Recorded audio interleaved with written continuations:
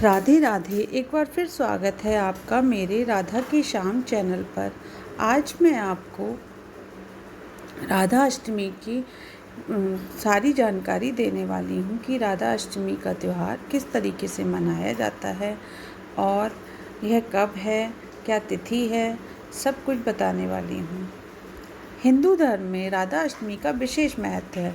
वैदिक पंचांग के अनुसार भाद्रपद माह के शुक्ल पक्ष की अष्टमी तिथि को राधा अष्टमी का जन्मोत्सव मनाया जाता है। यह कृष्ण जन्मोत्सव के 15 दिन बाद आता है। मान्यता के अनुसार राधा अष्टमी के दिन राधा रानी की उपासना करने से व्यक्ति को सुख, समृद्धि और ऐश्वर्य की प्राप्ति होती है। वहीं इस दिन खास कर ब्रज के सभी मंदिर सजते हैं और राधा रानी का जन्मोत्सव मनाया जाता है। राधा रानी श्री कृष्ण की प्रेयसी थी। इन्हें देवी लक्ष्मी का स्वरूप माना जाता है। आइए जानते हैं तिथि और मुहूर्त।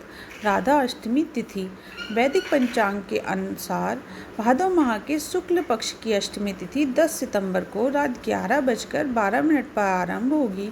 वहीं इसका अंत अगले दिन यानी 11 सितंबर को रात 11:45 पर होगा।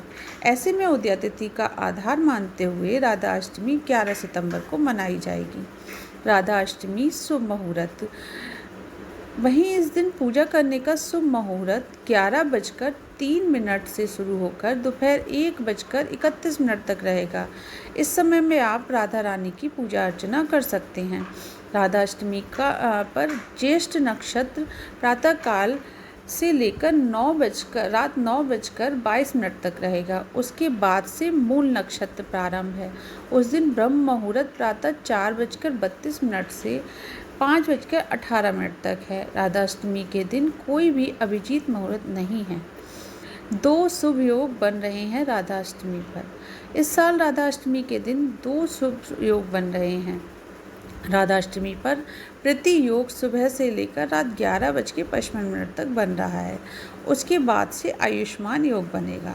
राधा अष्टमी की पूजा प्रति योग में होगी। वहीं रवि योग का निर्माण रात 9:22 पर होगा और अगले दिन 12 सितंबर को सुबह 6:05 तक रहेगा। राधा अष्टमी का महत्व।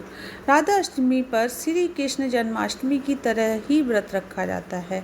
साथ ही इस दिन राधा रानी की पूजा करने से माँ लक्ष्मी प्रसन्न होती हैं और उनका आशीर्वाद मिलता है। वहीं इस दिन राधा रानी की पूजा करने से वैवाहिक जीवन खुशहाल बना रहता है। पति पत्नी के रिश्ते मजबूत होते हैं। साथ ही जीवन में धन ऐश्वर्य की कमी नहीं रहती। राधा अष्टमी के दिन के लिए श्री राधा रानी के मंदिरों को बेहद सुंदर तरीके से सजाया जाता है और राधा रानी की विशेष उपासना की जाती है। माँ लक्ष्मी का अवतार है राधा। पौराणिक कथाओं के अनुसार भादो माह के महीने के शुक्ल पक्ष की अष्टमी तिथि पर राधा रानी का जन्म बरसाना में हुआ था। इस दिन को राधा अष्टमी के रूप में मनाया जाता है। इस खास पर्व का श्री कृष्ण भक्त बेसब्री से इंतजार करते हैं।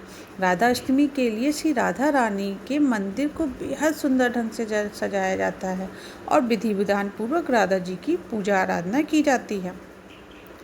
पौराणिक कथाओं के अनुसार राधा जी को देवी लक्ष्मी का अवतार माना जाता है।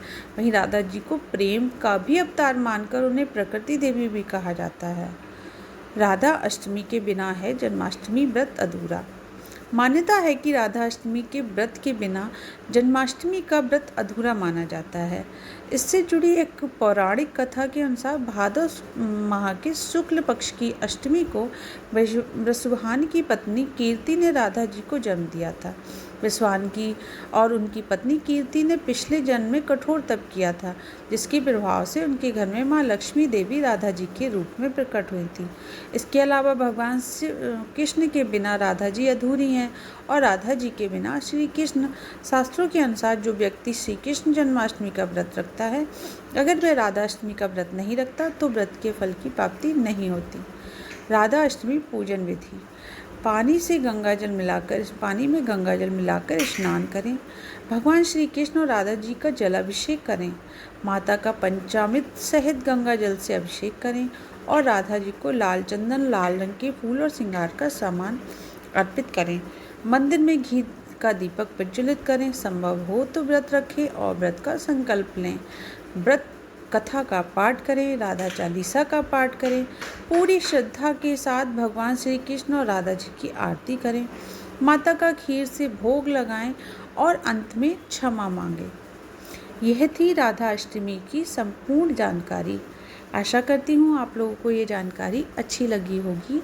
अगर अच्छी लगी तो कमेंट्स करके ज़रूर बताएं और लाइक सब्सक्राइब करना ना भूलें। राधे राधे, राधे राधे।